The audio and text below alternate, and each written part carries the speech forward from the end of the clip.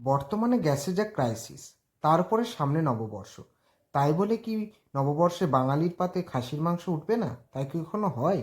তাই দেখে নিন খুব চটজলদি এবং কম সময়ে কিভাবে বানিয়ে নেবেন এই খাসির পাতলা ঝোল। তার জন্য প্রথমেই কড়াইয়ের মধ্যে সামান্য পরিমাণে তেল দিয়ে আমরা আলুগুলোকে ফ্রাই করে নেব।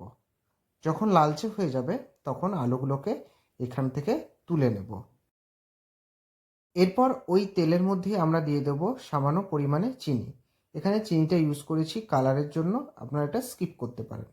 তারপর এর মধ্যে দিয়ে দেবো তেজপাতা এবং 3টে গোটা বড় বড় সাইজের পেঁয়াজ দিয়ে এটাকে আমরা বেশ কিছুক্ষণ লালচে করে ভেজে নেব। এরপর এর মধ্যে আমরা দিয়ে দেব টমেটো এবং কাঁচা লঙ্কা দিয়ে আবারও সমস্ত মিশ্রণটা ভালোভাবে মিশিয়ে নেব। এরপর আমরা একটা পেস্ট করে নিয়েছিলাম যার মধ্যে ছিল কুচনো পেঁয়াজ, টমেটো, আদা, রসুন, কাঁচা লঙ্কা। সেই পেস্টটা এর মধ্যে দিয়ে ভালোভাবে আমরা এটাকে কষিয়ে নেব। এরপর এর মধ্যে দিয়ে দেবো হলুদ গুঁড়ো এবং কাশ্মীরি লঙ্কার গুঁড়ো দিয়ে আবারও সমস্ত মিশ্রণটা ভালোভাবে কষাতে থাকতে হবে। এরপর এর মধ্যে দিয়ে দেব সামান্য পরিমাণে জল যাতে মশলাটা পুড়ে না যায়।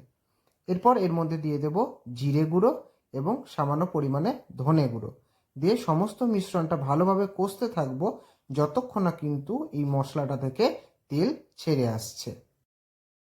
এরপর এর মধ্যে দিয়ে দেবো কালারের জন্য সামান্য পরিমাণে লঙ্কা গুঁড়ো দিয়ে এবার সমস্ত মিশ্রণটা আবারও ভালোভাবে কষিয়ে নিতে হবে। যখন সাইড থেকে এভাবে তেল ছেড়ে আসবে তারপরে এর মধ্যে আমরা খাসির মাংসটাকে দিয়ে দেব। দিয়ে সমস্ত মশলাটার সাথে আপনাদের মাংসটা ভালোভাবে কষিয়ে নিতে হবে। এরপর এর মধ্যে দিয়ে দেবো স্বাদ অনুযায়ী লবণ।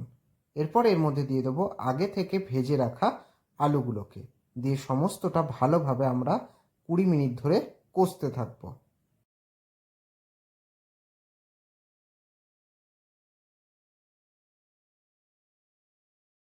এইভাবে আপনারা এই প্রসেসে রান্নাটা করবেন, দেখবেন খুব চটজলদি কিন্তু হয়ে যাবে এই রান্নাটা কোনো রকম ঝামেলা ছাড়াই।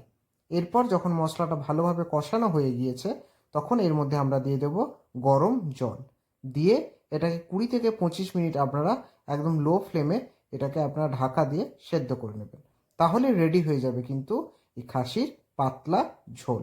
তারপরে নববর্ষের দুপুরবেলায় গরম গরম সার্ভ করুন এই পাতলা ঝোল। তাহলে যদি আমার এই রেসিপি ভালো লেগে থাকে অবশ্যই লাইক করুন, শেয়ার করুন, আর যারা আমার চ্যানেলটিকে এখনও সাবস্ক্রাইব করেনি